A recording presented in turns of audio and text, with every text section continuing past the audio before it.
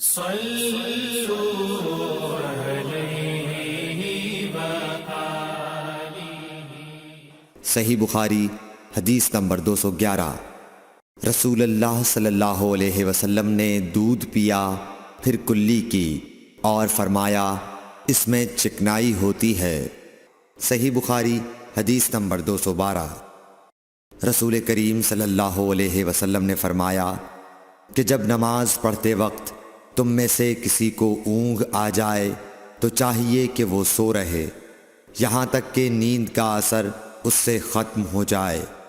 اس لیے جب تم میں سے کوئی شخص نماز پڑھنے لگے اور وہ اونگ رہا ہو تو وہ کچھ نہیں جانے گا کہ وہ خدا سے مغفرت طلب کر رہا ہے یا اپنے نفس کو بد دعا دے رہا ہے۔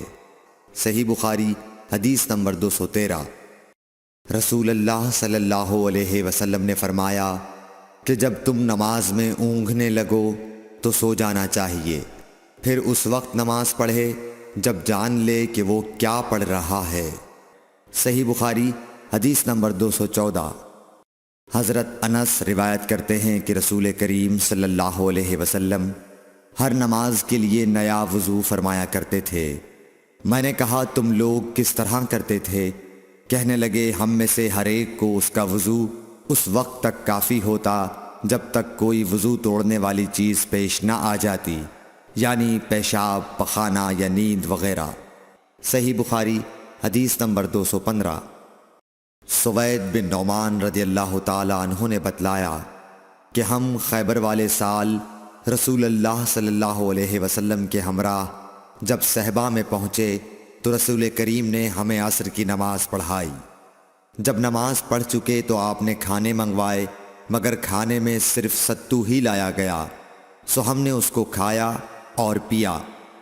پھر رسول کریم صلی اللہ علیہ وسلم مغرب کی نماز کے لیے کھڑے ہو گئے تو آپ نے کلی کی، پھر ہمیں مغرب کی نماز پڑھائی اور نیا وضو نہیں کیا۔ صحیح بخاری حدیث نمبر 216۔ رسول اللہ صلی اللہ علیہ وسلم ایک دفعہ مدینے یا مکے کے ایک باغ میں تشریف لے گئے۔ وہاں آپ نے 2 شخصوں کی آواز سنی جنہیں ان کی قبروں میں عذاب کیا جا رہا تھا۔ آپ صلی اللہ علیہ وسلم نے فرمایا کہ ان پر عذاب ہو رہا ہے اور کسی بہت بڑے گناہ کی وجہ سے نہیں۔ پھر آپ صلی اللہ علیہ وسلم نے فرمایا بات یہ ہے کہ ایک شخص ان میں سے پیشاب کے چھینٹوں سے بچنے کا اہتمام نہیں کرتا تھا اور دوسرا شخص چغل خوری کیا کرتا تھا۔ پھر آپ صلی اللہ علیہ وسلم نے کھجور کی ایک ڈالی منگوائی اور اس کو توڑ کر 2 ٹکڑے کیا اور ان میں سے ایک ایک ٹکڑا ہر ایک کی قبر پر رکھ دیا۔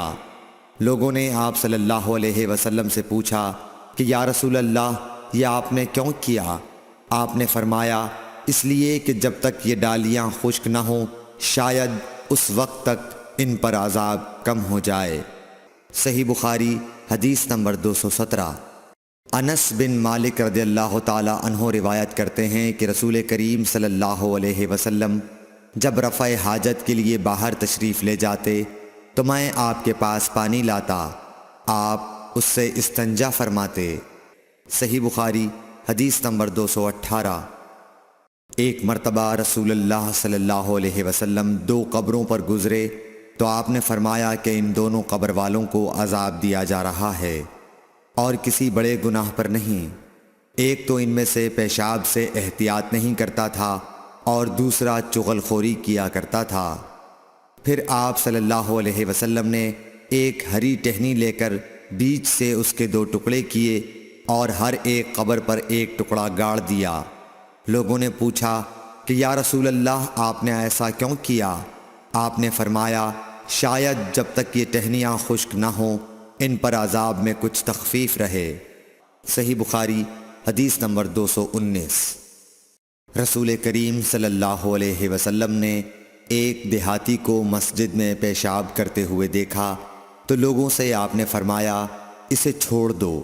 جب وہ فارغ ہو گیا تو پانی منگوا کر آپ نے اس جگہ بہا دیا۔ صحیح بخاری حدیث نمبر 220۔ حضرت ابو ہریرہ رضی اللہ تعالی عنہ نے فرمایا کہ ایک اعرابی کھڑے ہو کر مسجد میں پیشاب کرنے لگا تو لوگ اس پر جھپٹنے لگے۔ یہ دیکھ کر رسول کریم صلی اللہ علیہ وسلم نے لوگوں سے فرمایا کہ اسے چھوڑ دو اور اس کے پیشاب پر پانی کا بھرا ہوا ڈول یا کچھ کم بھرا ہوا ڈول بہا دو، کیونکہ تم نرمی کے لیے بھیجے گئے ہو، سختی کے لیے نہیں۔ حدیث نمبر 221۔ ایک دیہاتی شخص آیا اور اس نے مسجد کے ایک کونے میں پیشاب کر دیا۔ لوگوں نے اس کو منع کیا تو رسول کریم صلی اللہ علیہ وسلم نے انہیں روک دیا۔ جب وہ پیشاب کر کے فارغ ہوا تو آپ نے اس کے پیشاب پر ایک ڈول پانی بہانے کا حکم دیا، چنانچہ بہا دیا گیا۔ صحیح بخاری حدیث نمبر 222۔ رسول کریم صلی اللہ علیہ وسلم کے پاس ایک بچہ لایا گیا۔ اس نے آپ کے کپڑے پر پیشاب کر دیا۔ آپ نے پانی منگایا اور اس پر بہا دیا۔ صحیح بخاری حدیث نمبر 223۔ ام قیس بنت محسن نامی ایک خاتون رسول کریم صلی اللہ علیہ وسلم کی خدمت اقدس میں اپنا چھوٹا بچہ لے کر آئیں، جو کھانا نہیں کھاتا تھا، یعنی شیر خوار تھا۔ رسول کریم صلی اللہ علیہ وسلم نے اسے اپنی گود میں بٹھا لیا۔ اس بچے نے آپ کے کپڑے پر پیشاب کر دیا۔ آپ صلی اللہ علیہ وسلم نے پانی منگا کر کپڑے پر چھڑک دیا اور اسے نہیں دھویا۔ صحیح بخاری حدیث نمبر 224۔ حذیفہ رضی اللہ تعالی عنہ روایت کرتے ہیں کہ نبی کریم صلی اللہ علیہ وسلم کسی قوم کی کوڑی پر تشریف لائے، بس آپ صلی اللہ علیہ وسلم نے وہاں کھڑے ہو کر پیشاب کیا، پھر پانی منگایا۔ میں آپ صلی اللہ علیہ وسلم کے پاس پانی لے کر آیا تو آپ نے وضو فرمایا۔ صحیح بخاری حدیث نمبر 225۔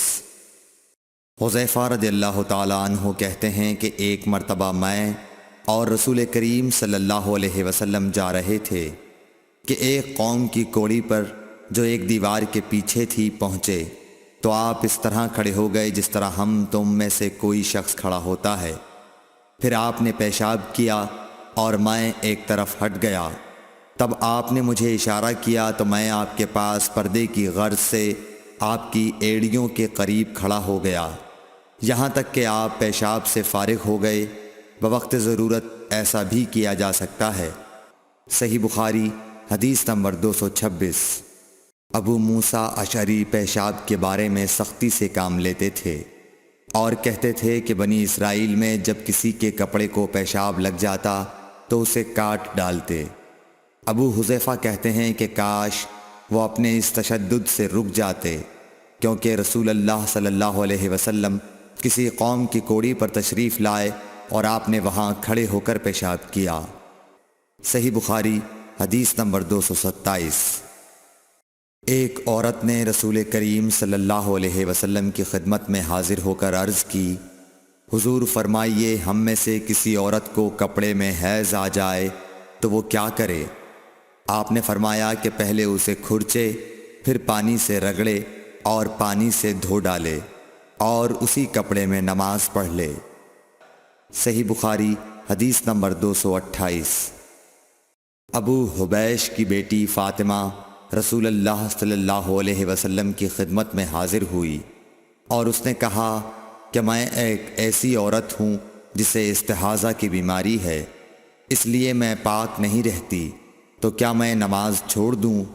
آپ نے فرمایا نہیں، یہ ایک رگ کا خون ہے، حیض نہیں ہے، تو جب تجھے حیض آئے تو نماز چھوڑ دے، اور جب یہ دن گزر جائیں تو اپنے بدن اور کپڑے سے خون کو دھو ڈال، پھر نماز پڑھ۔ ہشام کہتے ہیں کہ میرے باپ عروہ نے کہا کہ حضور نے یہ بھی فرمایا کہ پھر ہر نماز کے لیے وضو کر، یہاں تک کہ وہی حیض کا وقت پھر آ جائے۔ صحیح بخاری حدیث نمبر 229۔ حضرت عائشہ رضی اللہ تعالی عنہا فرماتی ہیں کہ میں رسول کریم صلی اللہ علیہ وسلم کے کپڑے سے جنابت کو دھوتی تھی، پھر اس کو پہن کر آپ نماز کے لیے تشریف لے جاتے اور پانی کے دھبے آپ کے کپڑے میں ہوتے تھے۔ صحیح بخاری حدیث نمبر 230۔ حضرت عائشہ رضی اللہ تعالی عنہا سے اس منی کے بارے میں پوچھا گیا جو کپڑے کو لگ جائے، تو انہوں نے فرمایا کہ میں منی کو رسول کریم صلی اللہ علیہ وسلم کے کپڑے سے دھو ڈالتی تھی، پھر آپ نماز کے لیے باہر تشریف لے جاتے اور دھونے کا نشان یعنی پانی کے دھبے آپ کے کپڑے میں باقی ہوتے۔ صحیح بخاری حدیث نمبر 232۔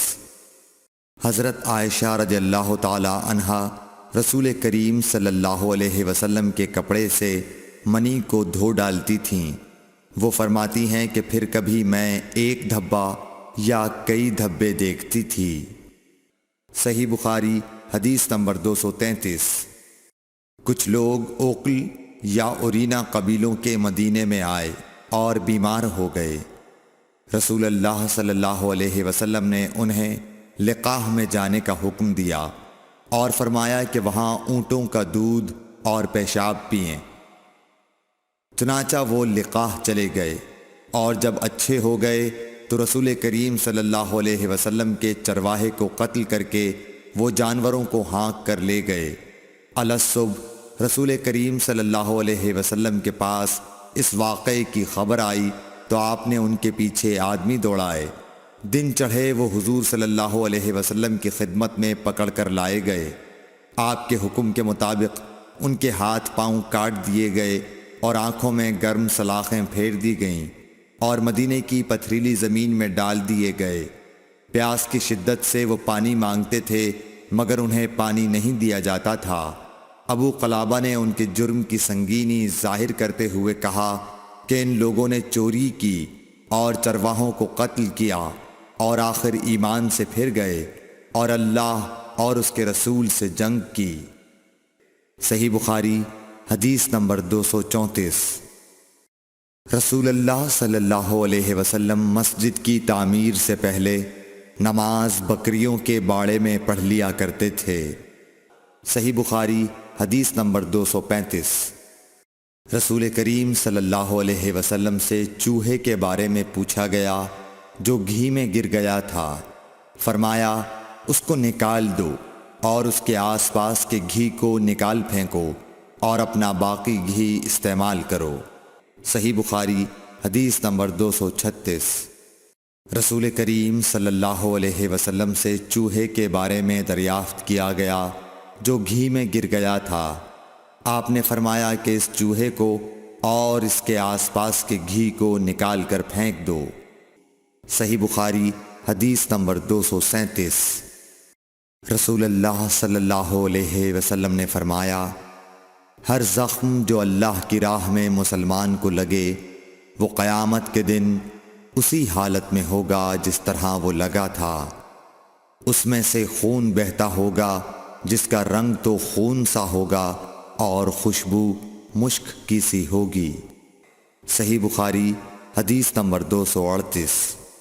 رسول کریم صلی اللہ علیہ وسلم نے فرمایا کہ ہم لوگ دنیا میں پچھلے زمانے میں آئے ہیں مگر آخرت میں سب سے آگے ہیں۔